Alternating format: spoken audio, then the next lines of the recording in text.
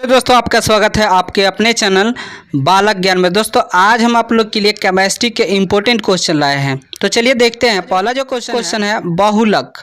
बहुलक क्या है? तो देखिए, अनेक छोटे छोटे सरल अणु नियमित तरीके से जुड़कर बड़े अणु बनाता है, उसी को बहुलक कहते हैं। दोस्तों इसका उदाहरण है रबर, प्लास्टिक, प्रोटीन, सेलुलोज। ये बहुलक के उदाहरण हैं। ठीक है, चलिए अगला क्वेश्चन जो है देखिए, बहुलीकरण। तो बहुलक बनने की प्रक्रिया को बहुलीकरण कहा जाता है। ठीक है, चलिए अगला क्वेश्चन जो है एकलक। एकलक क्या होता है? तो देखिएगा, छोटे छोटे अणु जिनसे बहुलक का निर्माण होता है, इसी को एकलक कहा जाता है। छोटे हिस्से को एकलक कहा जाता है। ठीक है ना। चलिए अगला क्वेश्चन जो है बृहदणु। बृहदणु क्या है? तो बहुलक काफ़ी उच्च आणविक द्रव्यमान वाले होते हैं, द्रव्यमान वाले अणु होते हैं, जिन्हें बृहदणु कहा जाता है। ठीक है, चलिए अगला क्वेश्चन जो है रचना के आधार पर बहुलक के प्रकार। तो रचना के जो है संरचना के आधार पर बहुलक के 3 प्रकार हैं। रैखिक श्रृंखला युक्त बहुलक, सखित श्रृंखला युक्त बहुलक और त्रियक बंधक बहुलक। चलिए अगला क्वेश्चन जो है बहुलक के प्रकार। तो बहुलक दोस्तों 2 प्रकार के होते हैं। एक होते हैं प्राकृतिक बहुलक और दूसरा का होता है संश्लेषित बहुलक। प्राकृतिक बहुलक में दोस्तों रबर आ जाएंगे, प्रोटीन आ जाएंगे, सेलुलोज आ जाएंगे। और संश्लेषित बहुलक में आपका नायलॉन आ जाएगा, बेकेलाइट आ जाएगा। ठीक है, चलिए आगे देखते हैं। प्राकृतिक रबर क्या होता है? तो यह प्राकृतिक में पाए जाने वाले एक प्रमुख बहुलक है। इसका मुख्य स्रोत रबर वृक्ष है, जिसे वनस्पति विज्ञान से हिम्बिया ब्रासिलियंसी कहते हैं। ठीक है, चलिए अगला क्वेश्चन जो है लैटेक्स क्या है? तो देखिए, रबर वृक्षों में छेद करने पर उनमें से दूध जैसा सफ़ेद द्रव निकलता है, जिसे लैटेक्स कहा जाता है। कहने का मतलब दोस्तों, एक वृक्ष होता है, रबर वृक्ष कहते हैं, उसमें छेद कर दिया जाता है और उसमें से सफ़ेद दूध निकलता है, उसको हम लोग लैटेक्स कहते हैं। ठीक, चलिए अगला क्वेश्चन जो है देखिएगा रबर की संरचना। तो देखिए, प्राकृतिक रबर आइसोप्रीन कहा जाता है, जिसका आप यहाँ पर संरचना देख लीजिए।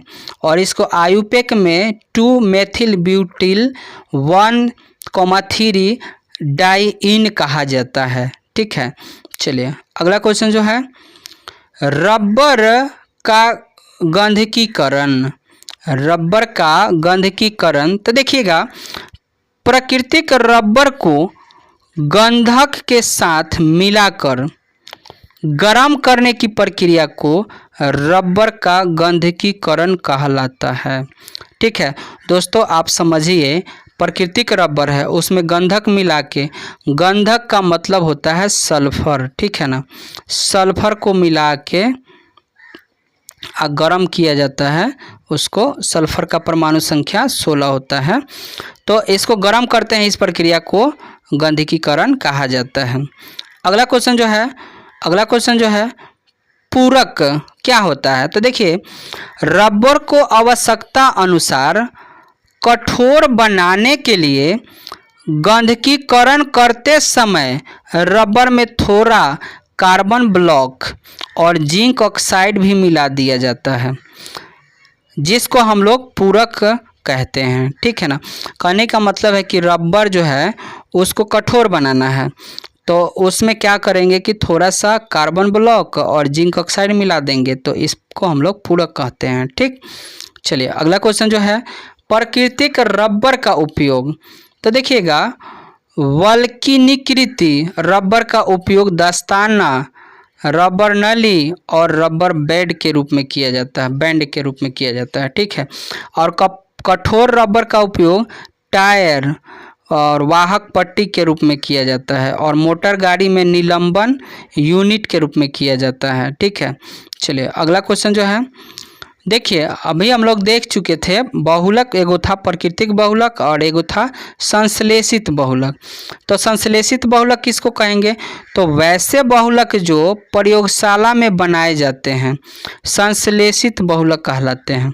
जैसे में दोस्तों पीवीसी, टेफ्लॉन, नायलॉन, बेकेलाइट, ये जो है संश्लेषित बहुलक है, ठीक है।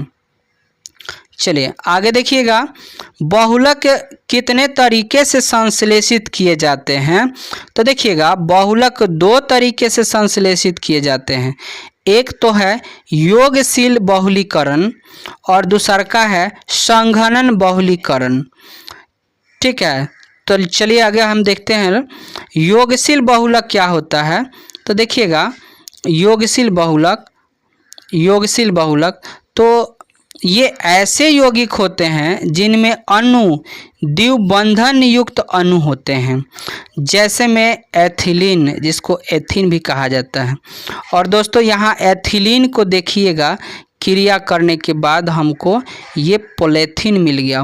पोलोथीन, जो पोलोथीन हम लोग बोलते हैं ना, ये एथिलीन को गर्म करने से मिलता है, ठीक है।